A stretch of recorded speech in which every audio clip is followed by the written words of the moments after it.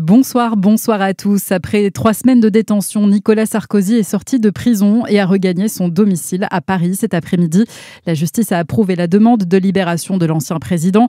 Il était incarcéré à la prison de la Santé suite à sa condamnation à 5 ans de prison dans le dossier de financement libyen de sa campagne présidentielle.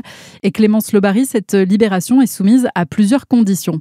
Oui, Nicolas Sarkozy est placé sous un contrôle judiciaire strict. Il a ainsi interdiction de sortir du territoire français. L'ancien président ne devrait également pas interagir avec les autres témoins de l'affaire. Une interdiction qui concerne également le garde des Sceaux. Nicolas Sarkozy ne pourra plus entrer en contact avec Gérald Darmanin. Le ministre de la Justice lui avait rendu visite le 29 octobre dernier. Une visite dénoncée comme une ingérence par plusieurs avocats et magistrats. En attendant, si ces conditions ne sont pas respectées, le contrôle judiciaire pourrait être révoqué, synonyme pour Nicolas Sarkozy de retour en prison. Nicolas Sarkozy doit être jugé en appel dans cette affaire en mars prochain.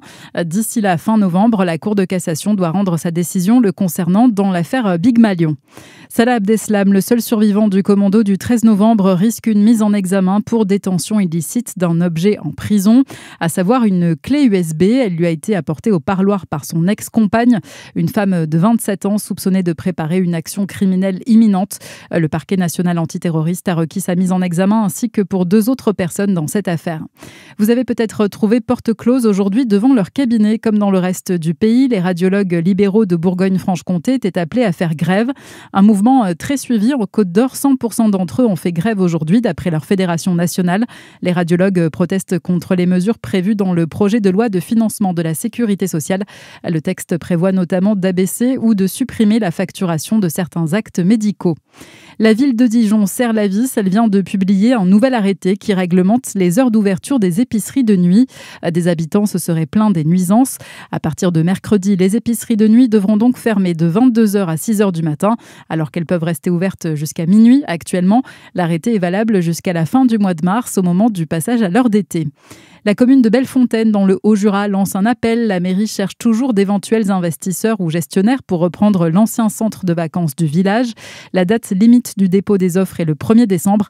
L'établissement est vide depuis 2021 avec le départ du gestionnaire de Village Vacances CVO. Dans l'actualité aussi, les Françaises travaillent gratuitement depuis 11h30 ce matin et ce jusqu'à la fin de l'année. En cause, les inégalités salariales. La lettre d'information féministe Les Glorieuses publie chaque année ce décompte symbolique. Et puis les Bleus, de retour à Clairefontaine. L'équipe de France va préparer les 2 derniers matchs de qualification à la prochaine Coupe du Monde contre l'Ukraine jeudi soir, puis face à l'Azerbaïdjan dimanche. À suivre, votre météo sur Fréquence Plus.